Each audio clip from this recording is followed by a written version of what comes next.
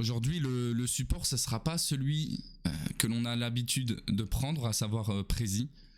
Vu que je vais détailler quelque peu un récit particulier, celui de notre mère Aïcha radiyallahu anha, vu que c'est elle qui va nous raconter le récit, ce sera un support PDF du coup.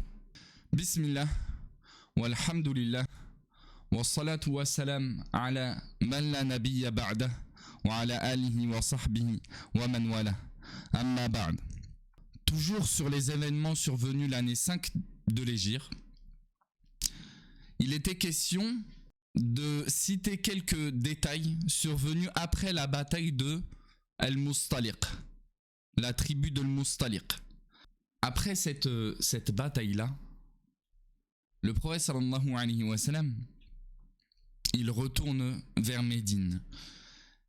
Et j'avais cité un événement qui était survenu après cette bataille-là, c'était la tentative des hypocrites, à la tête desquels Abdullah ibn Ubay ibn Saloul avait voulu attenter à l'harmonie des musulmans. Vous savez, leur souhait le plus cher à ces hypocrites-là, c'est de créer le désordre dans cette religion-là, dans cette communauté-là.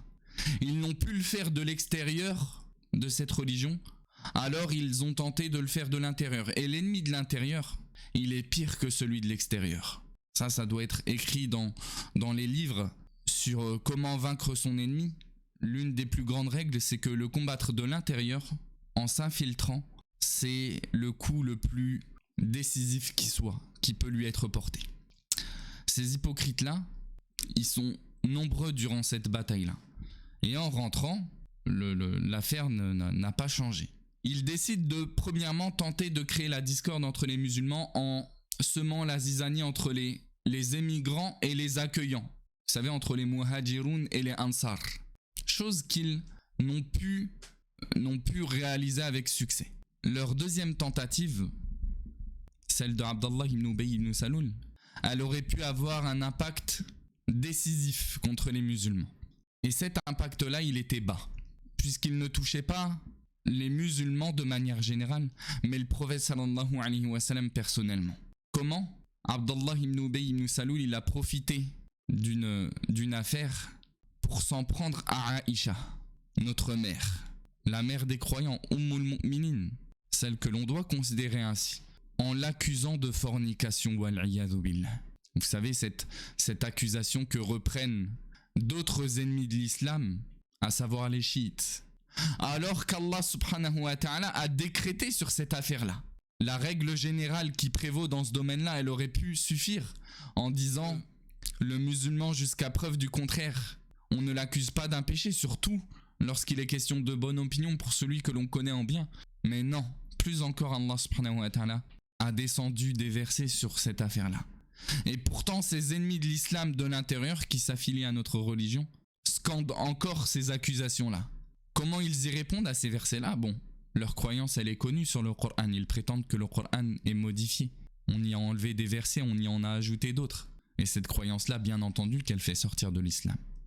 Celui qui pense qu'une lettre du Coran a été changée, il est sorti de l'islam. Plus encore, les savants sont unanimes sur le fait de dire que celui qui modifie un accent du Coran, il est sorti de l'islam.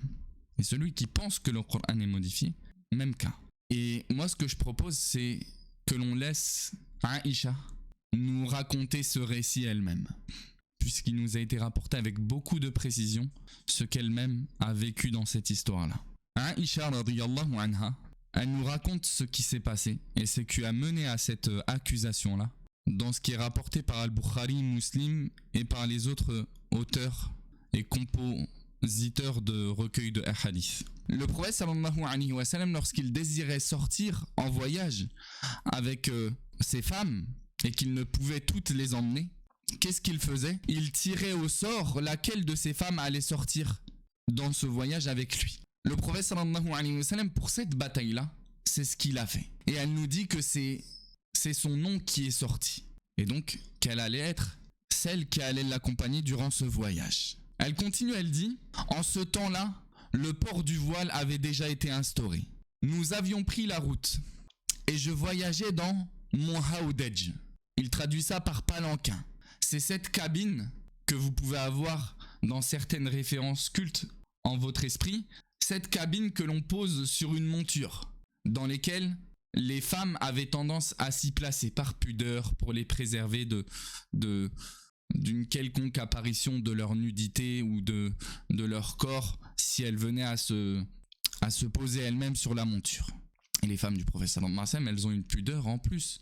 La bataille fut remportée et on prit le retour. À l'approche de Médine, le prophète sallallahu alayhi wa sallam ordonna de lever le camp la nuit, d'y établir campement. Et pendant que les hommes faisaient les préparatifs au départ, je me suis éloigné de l'armée pour aller faire mes besoins. Lorsqu'elle est retournée, elle a terminé ses besoins, qu'est-ce qui lui est arrivé? Elle a analysé son buste et elle a remarqué qu'elle avait perdu son collier. Elle nous dit qu'elle est retournée chercher cela. Je retournai alors sur mes pas à sa recherche, ce qui me retarda. Les personnes chargées de mon palanquin, de mon haoudaj, replacèrent cette cabine sur le chameau, croyant que j'y étais. Et les femmes à l'époque, elles étaient très maigres, elles étaient très légères. Elles ne mangeaient pas à leur faim tous les jours. Lam yuthqilhunna al-lahm. Innama ya'kulna al-'ulqata min at-ta'am. Elles mangeaient peu. Les hommes chargés de porter ma cabine, ils n'ont même pas remarqué mon absence de la cabine. Et Aïcha, elle appuie ça par un autre fait, en plus du fait que toutes les femmes de manière générale étaient plutôt maigres. Elle nous dit wa kuntu jariyatan hadithata sin. Et à l'époque, qui plus est, j'étais une jeune fille. Et ça appuie une fois de plus ce que beaucoup d'innovateurs tendent à rejeter de notre religion, à savoir que le prophète sallallahu alayhi wa sallam, il a épousé Aïcha alors qu'elle était très jeune. Nous, on sait dans des hadiths rapportés par Al-Bukhari et Muslim que le prophète sallallahu alayhi wa sallam, il a épousé Aïcha à 6 ans. Et il a consommé le mariage à 9 ans.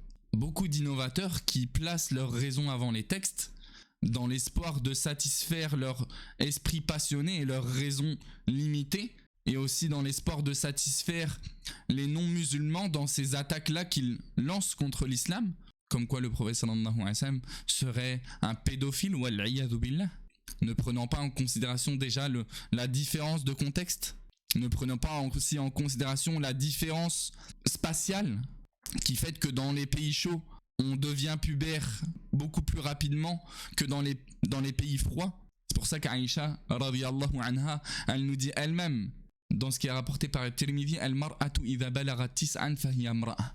Lorsque la femme atteint 9 ans, c'est une femme chez nous. C'est généralement à cet âge-là qu'elle est pubère.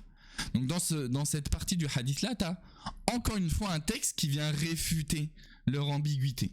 Déjà à la base, c'est pas à nous d'apporter une réfutation à leur ambiguïté, c'est à eux d'affirmer ce qui n'est pas apparent du texte. Eux ils disent oui, mais Aïcha dans le texte, elle nous dit 6, mais elle voulait dire 16, elle a oublié les dizaines, c'est commun chez eux. Ok, mais pourquoi alors lorsque le prophète sallallahu alayhi wa sallam meurt, elle dit elle-même lorsqu'il est mort j'avais 18. Là c'est quoi qu'elle a oublié? C'est les centaines? J'avais 118 ans. Regarde à quel point tu tombes dans des idioties, dans des inepties lorsque tu veux pas t'en tenir au texte. C'est comme ça, c'est tout. Bon, elle continue, elle dit Faba'athul Jamal. Ils sont partis. Et puis moi, ignorant tout cela, j'ai retrouvé mon collier et après l'avoir retrouvé, je suis revenu. Et j'ai vu qu'il n'y avait plus personne. Laysa biha da' wala mujib. Il n'y a personne. J'appelle, il n'y a personne. Il n'y a pas un chat. Donc c'est sur la route d'un voyage, c'est frustrant de ne voir plus personne. En plus, c'est pas comme les voyages de nos jours. Là, elle est toute seule. Imaginez le stress dans lequel elle a dû se retrouver, notre mère. فَأَمَّمْتُ مَنْزِلِي الَّذِي كُنْتُ بِهِ. Elle a dit, je suis retourné à l'endroit de ma monture, en pensant qu'ils allaient revenir me chercher, en voyant que je suis pas dans ma cabine. Elle dit, فَبَيْنَمَا أَنَا جَالِسَةٌ فِي مَنْزِلِي غَلَبَتْنِي عَيْنِي فَنِمْتُ. Alors que j'étais assise à cet endroit-là, le sommeil m'a pris et je me suis endormi. Ibn Hajar, il commente ce hadith-là en long et en large et il dit Allah subhanahu wa ta'ala, il l'a comblé d'un bienfait, c'est d'être prise par un sommeil pour la calmer dans cet état dans lequel elle devait se retrouver. Tu es dans cette situation-là de stress, c'est une miséricorde que tu arrives à t'endormir pour lâcher prise quelque peu sur cette affaire sur laquelle tu n'as pas de décision. Elle nous dit lorsque le matin est arrivé, Safwan ibn al-Mu'attal, un nom qu'il faut retenir pour ce récit-là, qui assurait l'arrière-garde de l'armée, remarqua une silhouette endormie de loin. Et Safwan ibn al-Mu'attal, c'était un compagnon très méritoire. Les savants disent qu'il est resté en arrière pour attendre au petit matin, voir si jamais il n'y a pas des choses qui sont perdues justement, ou des gens faibles qui ont besoin d'aide après la bataille, pour rentrer. Pile ce genre de situation-là. Safwan ibn al-Mu'attal, il s'approche et il reconnaît Aïcha. À proximité d'elle, alors qu'elle est endormie, Yastarji'. Il dit Inna lillah wa inna ilayhi raji'un. Les savants disent, il a dû dire ça en étant pris de compassion pour la détresse dans laquelle s'est retrouvée Aïcha. Il s'est contenté de ça pour la réveiller. Tellement pudique envers la femme du prophète sallallahu alayhi wa sallam qu'il n'a pas ajouté d'autres mots. Qu'est-ce qui t'est arrivé? Pourquoi t'es là? Inna lillah wa inna ilayhi raji'un. Il l'a reconnu parce qu'en dormant, Aïcha, elle avait découvert son visage. Et c'est pour ça qu'elle nous dit Hinama stayqadhtu bistirja'ihi khammartu wajhi bi jilbabi. Lorsque je me suis réveillé en l'entendant, je me suis recouvert le visage. Wallahi, elle dit Wallahi ma kallamani kalimatan wala sami'tu minhu kalimatan ghayra istirja'ihi. Elle dit par Allah, je n'ai entendu aucun mot sortant de sa bouche, si ce n'est al-istirja'. C'est à Allah que nous appartenons et c'est à lui que nous retournerons. Hatta anakha rahilatahu. Aussitôt, il a compris et il est descendu de sa monture et il l'a fait s'asseoir. En s'écartant, il a permis à Aïcha de venir monter sur cette monture-là. Et ensuite, il est parti avec elle. En avançant devant elle, et les savants disent qu'il y a une grande sagesse là-dedans. Ils disent Fihil mashyu amal mal mar'ati. Dans cela, on voit que c'est recommandé dans pareille situation de marcher devant la femme. Pourquoi? Ils disent pour soulager sa conscience, pour soulager aussi son esprit à elle. Parce que lorsque tu marches derrière une femme, elles peuvent nous le dire ici, leur esprit, il n'est pas forcément totalement sain. De savoir un homme derrière elle qui pourrait être amené à voir peut-être ce qui pourrait potentiellement se découvrir de leur nudité. Et donc c'est ce qu'il fait, jusqu'à ce qu'ils aient rattrapé l'armée.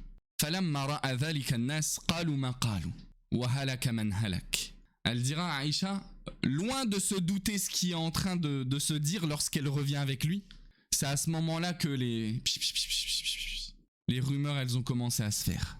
Elles ont commencé à s'ébruiter. Et elle nous dit, c'est à ce moment-là que certaines personnes, entre guillemets, ont vrillé, sont tombées dans ce dans quoi ils n'auraient jamais dû tomber. Et dont l'instigateur de ces troubles-là était qui? Abdallah ibn Ubay ibn Saloul, la tête des hypocrites de Médine. Elle nous dit, moi voilà, je suis retourné à mes affaires, j'ai rejoint ma cabine, hatta qadimna al-Madina. Et on est retourné à Médine. Pour elle, il s'est rien passé. L'affaire aurait dû s'arrêter là. Une personne en retard qui a été reconduite par un homme fiable, elle-même fiable. Voilà. Ce genre de cas d'extrême nécessité existe et ça peut exister. Et nous, on a bonne opinion des gens lorsqu'apparaissent d'eux, justement, les mœurs islamiques. Ça n'aurait jamais dû aller plus loin. Mais malheureusement, c'est pas toute personne qui désire le bien pour la communauté. Et nombreuses sont ces personnes encore aujourd'hui, qui sont amenées à voir des choses qui ne sont pas un mal en soi, mais dans lesquelles, vu qu'il y a des mauvaises opinions qui peuvent en dégager, parce que bien sûr que les fauteurs de troubles ne viennent pas si possible avec du faux fabriqué à partir de zéro. Ne pensez pas ça, sinon c'est trop facile. Il faut qu'il y ait une base de vrai, détournée, ne serait-ce qu'en lançant des soupçons. Ah, d'accord. Ah, il est revenu avec elle. Ok. Tu sais, les petits doutes comme ça, que la personne lance, mais sous forme de questionnement. Il y a des gens encore aujourd'hui qui sont comme ça. Tu fais quelque chose de licite, mais puisqu'il peut y avoir un débordement derrière, ils vont t'attaquer là-dessus. Pour attenter juste à votre honneur, c'est juste ce qui les intéresse. Soit c'est par jalousie, soit c'est par haine. De toute façon, les raisons, c'est pas à nous de les donner. Bon, elle dit on est rentré à Médine. Elle dit je suis tombé malade pendant 1 mois, sans savoir ce qui était en train de se tramer derrière moi. Et les gens en fait ils étaient tous en train de se propager le mensonge des calomniateurs contre elle. Cette rumeur-là. Ah, c'est bizarre. T'es revenue avec lui toute seule. C'est bizarre. Donc l'accusation derrière, bien entendu, c'était de l'accuser dans sa chasteté. Et c'est la femme du prophète sallallahu alayhi wa sallam, la plus aimée de ses femmes qui plus est. Et elle dit wala ash'uru bi shay'in min dhalik. Et moi j'étais loin, très loin de me douter de ça. J'étais malade. Elle dit j'ai commencé à me douter de quelque chose, qu'il se passait quelque chose, lorsque dans ma maladie, je ne voyais plus cette douceur que j'observais habituellement du prophète sallallahu alayhi wa sallam lorsque j'étais malade. Il se contentait seulement d'entrer, de me passer le salam et de me dire kayfatikum, comment tu vas, comment elle va. Et ensuite il repartait. Je lui disais ça va et il repartait, sans rien m'ajouter de plus. Et les femmes elles ressentent qu'il y a quelque chose. Elle dit habituellement il n'est pas comme ça. Jusqu'à ce qu'un jour, en période de convalescence, alors que j'étais presque totalement guéri, je sorte. Avec qui? Avec une femme qui s'appelait Mistah. Mistah. On est sorti durant la nuit pour aller accomplir nos besoins dans le manasien, dans les toilettes de l'époque. Ces lieux-là désignés comme tels à l'extérieur des maisons. Elle nous dit à l'époque, il n'y avait pas ça chez soi. Fallait sortir. Et les femmes, elles attendaient les moments où personne ne les voyait pour aller accomplir leurs besoins. On ne sortait que la nuit, elle disait, pour aller faire ce genre de choses. Avant d'avoir des toilettes proches de chez nous. Elle est en train de nous parler du contexte. Je suis parti avec cette femme-là et à l'époque, voilà, elle sortait à deux avec une femme qui allait être amenée à potentiellement les garder d'un quelconque problème qui pourrait survenir. Moi et elle, Mistah, la mère de Mistah, parce qu'elle a un fils qui s'appelle Mistah, dont le nom est à retenir aussi du coup. Et Mistah, c'est la cousine d'Abou Bakr. On est sortis. Et après avoir terminé nos besoins, cette femme-là, elle a glissé. Et en glissant, elle a prononcé cette formule-là, Ta'isa Mistah, que mon fils chute sur sa tête. Et Aïcha, elle dira, quelle mauvaise parole, celle que tu viens de dire. Atasubbina rajulan shahida badran. Est-ce que tu es en train d'insulter un homme qui a assisté à la bataille de Badr, lesquels Allah subhanahu wa ta'ala a pardonné en disant i'malu ma shi'tum faqad ghafirtu lakum. Allah subhanahu wa ta'ala a dit au sujet des gens qui ont participé à la bataille de Badr, faites ce que vous voulez. Certes, je vous ai pardonné. Ça ne veut pas dire qu'ils étaient exempts d'erreurs. Mais bien entendu que c'est une promesse du paradis pour eux. Donc Aïcha, elle est choquée. Comment tu peux dire ça de ton fils alors qu'il a assisté à la bataille de Badr? Elle lui dira, Aïe, Hanta, oh, toi, t'as pas entendu ce qu'il propage? Elle a dit non, je sais pas. Je suis chez moi depuis un mois. Je suis malade. Qu'est-ce qu'il dit de moi? Elle dira qu'il propage à son sujet des informations dans lesquelles il est question de l'accuser. L'accuser de fornication. Fazdattu maradan ala maradi. Elle dira je suis retombé malade. Elle lui a donc dévoilé ce qui était en train de se tramer derrière elle. Et imagine une femme à notre époque, pieuse, chaste, au sujet de laquelle on dit une telle chose et qui a une renommée dans la communauté. Vous imaginez sa détresse? Son cœur, comment il doit être fendu? Imaginez-vous encore plus à l'époque. Et on parle de la femme du prophète sallallahu alayhi wa sallam. Elle est dévastée au point d'en retomber malade. Il y a des gens comme ça, c'est humain. T'es déjà faible, physiquement, on te donne une mauvaise nouvelle, tu te sens encore plus abattu. C'est pour ça que le prophète sallallahu alayhi wa sallam d'ailleurs fait partie des sagesses du prophète sallallahu alayhi wa sallam à ce moment-là, vous le remarquez. Il savait déjà ce qu'il était en train de se dire dans Médine. Et pourtant, il lui a rien dit. Et ça fait partie des bons comportements. C'est que la personne, dans un état de faiblesse, s'il y a une mauvaise nouvelle à lui annoncer, on attend qu'elle s'en remette déjà. On ne l'afflige pas par encore plus de mauvaises nouvelles qui pourraient accentuer sa maladie. Le prophète sallallahu alayhi wa sallam, il était sage. Il aurait pu être de ceux qui entrent dans la maison, il claque la porte. T'es malade, pas malade, rien à faire. C'est quoi ça? C'est quoi cette histoire? Non. Le prophète sallallahu alayhi wa sallam, il était patient. Et d'ailleurs, elle nous dit, je suis retourné chez moi et le prophète sallallahu alayhi wa sallam, il est revenu. Il m'a passé le salam et il m'a redemandé comment je vais. Kayfatikum, comment tu vas? Comment elle va elle? Et je lui ai demandé, Ata'dhanuli an atiya abaway. Est-ce que tu me permets d'aller voir mes parents? Il lui a pas encore dit. Est-ce que tu me permets d'aller voir mes parents? Et à ce moment-là, elle ne voulait que recevoir l'information de plusieurs personnes pour en être sûre de ce qui est en train de se dire derrière elle. Elle n'a pas demandé directement au prophète sallallahu alayhi wa sallam, mais elle a voulu l'entendre de ses parents. Et il lui a permis. Pourtant, elle est dans cette situation-là, il lui a permis. Elle est venue voir ses parents. Je suis allé les voir. J'ai demandé à ma mère. Oh mère, ya ammata, ma yatahaddathu nas, qu'est-ce que les gens disent à mon sujet? Et sa mère lui répondra, ya bunaya, oh ma petite fille. Hawwini alayki, calme-toi, calme-toi, ne t'afflige pas. Par Allah, toute femme qui jouit d'une certaine beauté et qui est aimée de son mari comme tu l'es, elle est forcément enviée. Et forcément, on raconte des choses à son sujet. C'est-à-dire qu'on exploite la moindre faille pour dire des choses à son sujet. Et Aïcha, elle dira Subhanallah. Subhanallah, les gens ils disent vraiment ça. Ramman, la mère de Aïcha, elle veut la réconforter, la consoler. Mais Aïcha, elle est encore plus choquée. C'est vrai donc. Ils disent vraiment ça à mon sujet. Alors qu'ils me connaissent. C'est pas que les hypocrites. Mistah, c'est pas un hypocrite. Ils disent vraiment ça. Elle nous dit cette nuit-là, j'ai pleuré durant toute la nuit. Les gouttes ne s'arrêtaient pas les larmes ne s'arrêtaient pas de tomber. Et j'ai pas réussi à trouver le sommeil. Jusqu'au petit matin. Et la révélation, elle a tardé. Elle a tardé à venir innocenter Aïcha. Donc le prophète sallallahu alayhi wa sallam, dans la situation dans laquelle il se trouve, à entendre ces rumeurs-là, mais même si c'est quelqu'un de ta famille, à ne pas pouvoir catégoriquement les éteindre, il demande conseil auprès de certains de ses compagnons. Et parmi ces compagnons-là, Ali, son gendre, et Oussama ibn Zayd. Il leur demande conseil quant à Aïcha, s'il devrait la garder ou la répudier. Oussama, ce qu'il lui conseillera, Ya Rasulallah, ahluk, wa ma na'lamu illa khayran. Ô messager d'Allah, c'est ta famille, c'est ton épouse, il dit. Et je ne connais à son sujet que du bien. Et ça fait partie des comportements à adopter lorsqu'on parle d'une personne et qu'on veut en dire du bien. C'est que la base, c'est qu'on ne connaît du bien, on ne connaît que du bien d'elle. C'est dur d'être plus catégorique que ça. Le côté caché, il n'y a qu'Allah subhanahu wa ta'ala qui le sait l'intérieur. Mais ce qui est apparent d'elle, et nous on ne juge les personnes que sur leur apparence. Et Allah c'est mieux.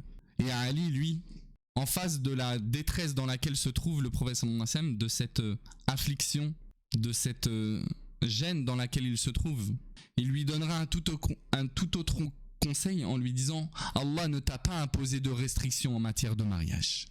Et les femmes sont nombreuses. Et tu peux interroger l'esclave si tu le souhaites, elle te dira la vérité. » Il fait référence à une esclave qui est toujours avec Aïcha, qui s'appelle Barira. Va chercher la vérité auprès des gens qui traînent tout le temps avec elle.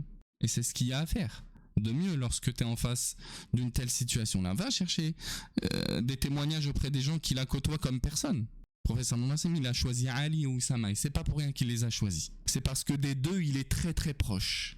Certains savants, c'est Ibn Hajar qui cite ce genre d'intérêt-là. Il dit en plus c'est des jeunes. Dans le fait que ce soit des jeunes, ils vont me donner un avis dans lequel ils vont pas prendre en compte ce que certains expérimentés de la vie vont prendre en considération, me cacher des choses ou me ménager dans certaines de leurs réactions. Ibn Hajar il dit ça. Il dit quelquefois il y a un intérêt de demander ça à des jeunes fougueux, c'est qu'ils vont dire ce qu'ils pensent. Le prophète sallallahu alayhi wa sallam, il a convoqué cette femme qui est Barira et il lui dira Hal ra'ayti min shay'in yuribuki, est-ce que tu as quelque chose à me rapporter d'elle qui pourrait m'aider à y voir plus clair ou qui pourrait t'avoir gêné? Barira, elle témoignera de ce qu'elle sait. Elle dira La wallazi ba'athaka bil haqq, par celui qui t'a envoyé par la vérité, non, j'ai rien vu de problématique chez elle. J'ai rien vu de plus, si ce n'est que c'est une jeune fille, innocente. En fait, elle citera une analogie qui renvoie à son innocence. C'est tellement une fille innocente qu'elle s'endort en laissant une patte qui est en train de pétrir à la portée de la brebis qui viendrait la manger. Elle est tellement innocente qu'elle fait des choses comme ça, qui relèvent d'une innocence positive. Tu crois qu'elle va nous cacher une telle abomination alors qu'elle est innocente comme ça? Elle fait un constat. Elle est trop innocente pour pouvoir nous cacher des choses comme ça. Et moi, je la connais comme personne. Je traîne avec elle comme personne. Et certains compagnons du prophète sallallahu alayhi wa sallam viendront insister et dire à Barira Ousdouki, dis la vérité, comme s'ils veulent la faire dire plus que ce qu'elle vient de dire. Et c'est pour ça que Barira elle s'énerve, elle dit Subhanallah, je décèle ce qu'il y a en elle, comme le joaillier décèle le vrai du faux dans son domaine. Le joaillier, vous voyez, lorsque vous doutez d'un métal précieux, est-ce que c'est un vrai ou un faux? Il vient, il te le prend comme ça, tu lui amènes. Il regarde juste à droite, à gauche, il dit c'est un faux, c'est du vrai. a dit je la connais comme ça Aïcha. Et l'information est arrivée aux oreilles de Safwan, vous pouvez vous en douter. Et Safwan lui aussi qui était connu pour son innocence et sa pudeur en viendra à s'énerver en disant Subhanallah, Subhanallah, Wallahi, ma kashaftu kanafa'un faqat. Il dit par Allah, j'ai jamais retiré les vêtements d'une femme. Et dans une version, il dira Wallahi, ma asabtu mra'atan qattu halalan wa haraman. Il dira j'ai jamais touché une femme, que ce soit dans le halal ou dans le haram. Et on m'accuse d'une telle chose. Mais les hypocrites, ils manquent pas d'audace. Ils ne manquent pas d'audace quand il s'agit d'accuser les croyants. Le prophète sallallahu alayhi wa sallam, il reçoit ce témoignage de Barira et il décide de prendre la parole. C'est une affaire de société là, carrément. C'est du domaine du privé, mais ça touche à la communauté tout entière. Donc le prophète sallallahu alayhi wa sallam, c'est pas par plaisir qu'il prend la parole sur quelque chose de personnel, mais il est obligé. Le prophète sallallahu alayhi wa sallam montera sur le minbar et prendra la parole. Ya ma'ashara al-muslimin, ô musulmans, qui pourrait me rendre justice d'un homme dont la calomnie a nui à ma famille?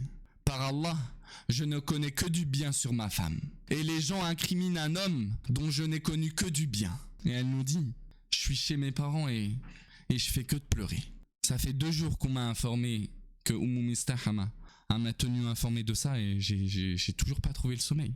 Mais mes yeux ne font que pleurer. Et mes parents, ils sont persuadés que si je continue de pleurer comme ça, mon cœur, il va lâcher. Tandis qu'ils sont assis tous les deux auprès de moi, alors que je pleure. Une femme parmi les Ansar, parmi les émigrants, demande la permission d'entrer chez moi et reste à côté de moi. Et elle aussi, elle se met à pleurer. Les croyants sont comme un corps. Lorsqu'une partie souffre, c'est tout le corps qui souffre. Dans les instants qui suivent, le prophète sallallahu alayhi wa sallam rentre à son tour lui aussi. Il passe le salam et il s'assied. Et il attendait que la révélation, elle ne fasse son apparition en fait, dans cette affaire-là.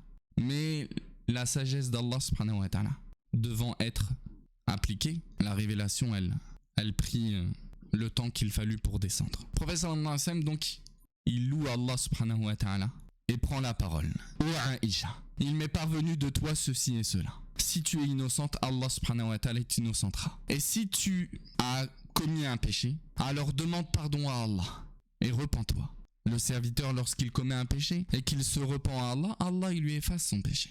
Lorsqu'il a terminé de dire ce qu'il avait à dire, elle dit « Mes larmes, elles se sont retenues. » Et j'ai dit à mon père « Réponds au prophète sallallahu alayhi wa sallam. » Elle ne veut pas répondre elle-même.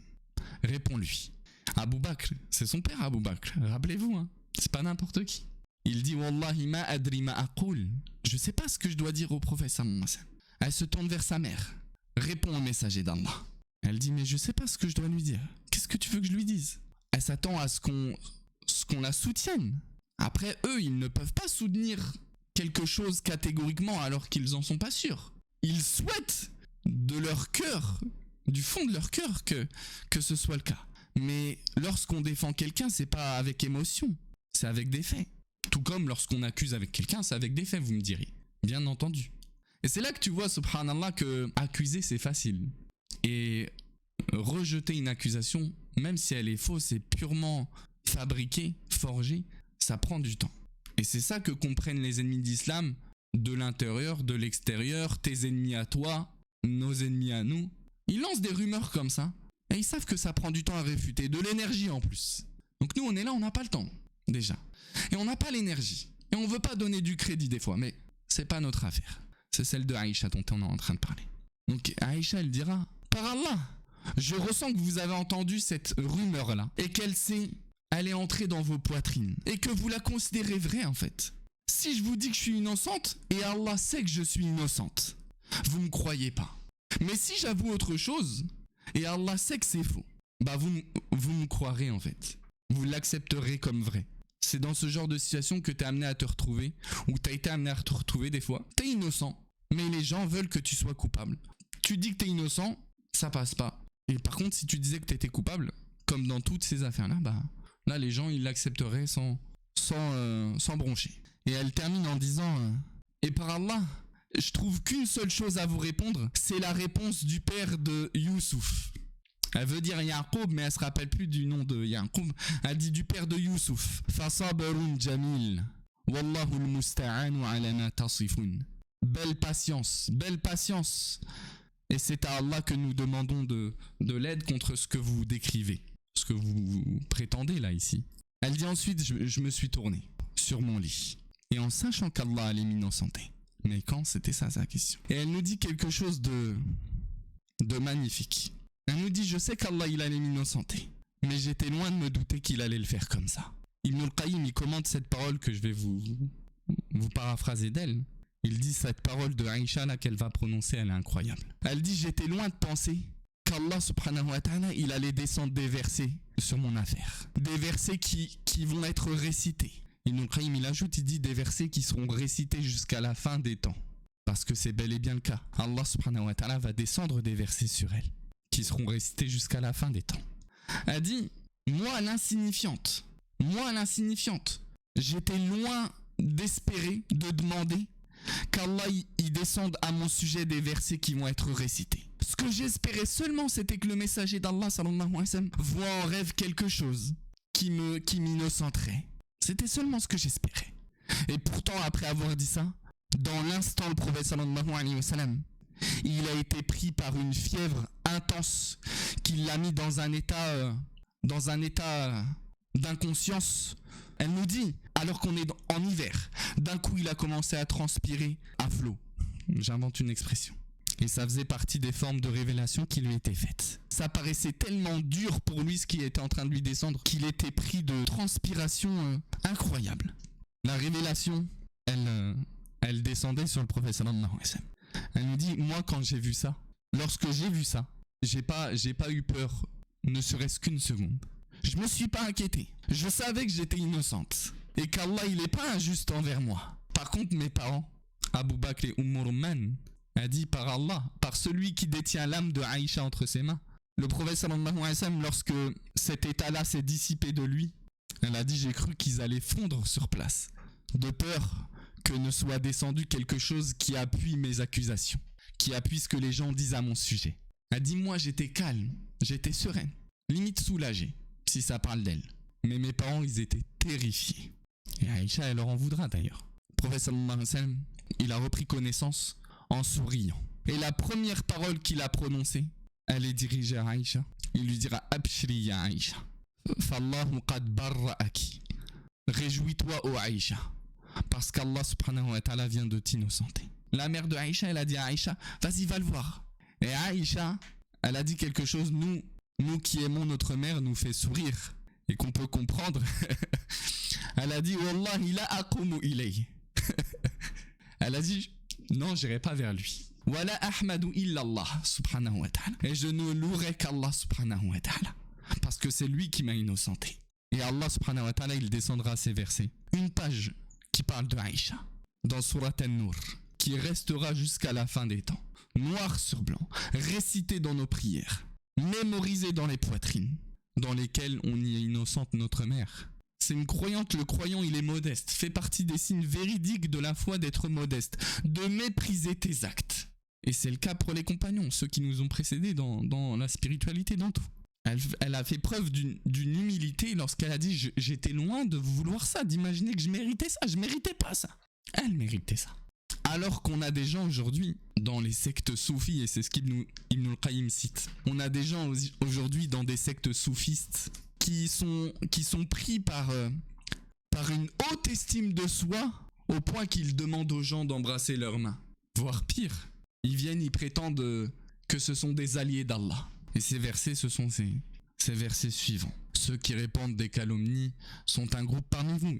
Ils font partie des vôtres, ils sont de chez vous. Ne croyez pas que ce soit un mal pour vous, mais plutôt un bien. Chacun d'entre eux devra répondre de son péché. Et l'auteur aura la plus grande part du châtiment. Ibn Saloul. Si seulement lorsque vous l'aviez entendu, les croyants et les croyantes parmi vous avaient eu une idée favorable d'eux-mêmes, et avaient dit c'est une calomnie. Al-ihsan bil-dhann, la bonne opinion. C'est pas défendre ton frère dans le faux, c'est de dire moi je le connais pas comme ça. Al-ihsan bil-dhann, c'est quelqu'un qui en apparence ne fait pas ces choses-là. Ce qui est connu, c'est que tu dises moi, ce que tu dis, ça contredit ce que je connais de lui, apporte-moi la preuve. Et là, c'était le cas. Et le verset 19, il est intéressant. Il a tout son sens de nos jours, c'est ça plutôt. Ceux qui aiment voir se propager le vice parmi vous, parmi les croyants auront un supplice très douloureux en ce bas monde et dans l'autre. L'affaire s'arrête là? Non. Vient le moment pour le prophète sallallahu alayhi wa sallam de réprimander les instigateurs de ces rumeurs-là et ceux qui ont soutenu cette position-là avant d'en avoir la certitude. Aïcha nous rapporte Lamma nazala udhri, lorsque j'ai été innocenté, le prophète sallallahu alayhi wa sallam, il est monté sur le minbar. Il a cité mon affaire et il a récité le Coran, ce qui avait été révélé. Lorsqu'il a terminé, il a ordonné que l'on saisisse 2 hommes et une femme et que l'on applique sur eux la sentence de ceux qui accusent, sans venir avec les conditions, quelqu'un de fornication.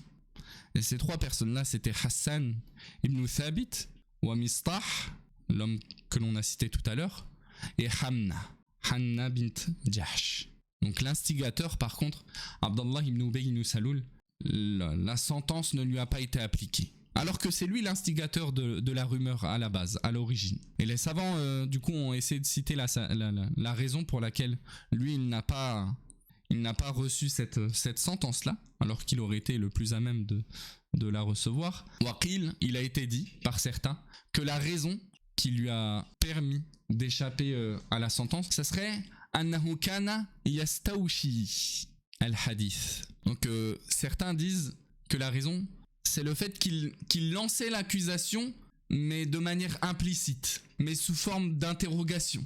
Un peu à la manière avec laquelle j'ai imité la chose tout à l'heure. Ah, ils sont revenus comme ça. Ah, ok. Soit en cherchant des éléments à ce sujet-là. Donc il va voir un tel, il dit, t'as remarqué ça aussi toi? En réunissant des informations, en les relatant seulement. Il aurait échappé à cela. Wallahu a'lam.